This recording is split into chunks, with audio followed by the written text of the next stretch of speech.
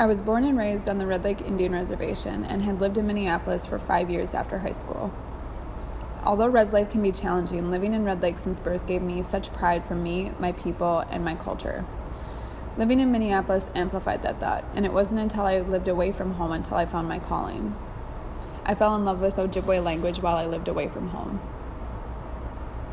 In 2015, my 14-year-old nephew battled cancer throughout the entire year.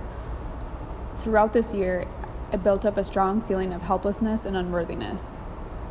After cancer took Aaron from us, I was sitting at his traditional funeral and Anton Troyer began speaking in fluent Ojibwe. While sending off my nephew, I remember thinking about how beautiful my language was, but also shameful because I didn't know much. After the funeral, I began researching tribal language law statistics, and I barely slept after this. Something clicked without me realizing, and I'm thankful to Aaron every day because during the worst day, but also the best day of my life, I found a piece of my identity at his ceremony, and he changed all of our lives with his kindness, love, and heart.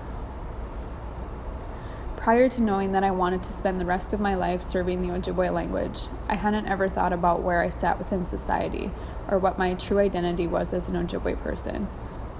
The largest influence on what I do today is knowing my dad was beat in school for speaking Ojibwe language at the age of 6. The reason why this is most influential to me is that if my father was literally beat for speaking our language, and nearly 55 years later, his daughter is learning the language and pursuing her education to become a licensed Ojibwe teacher, then I broke the cycle.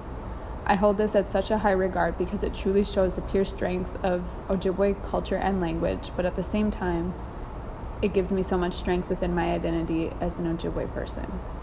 What I'd like people to know based off of my story is that you can have everything: culture, identity, and education.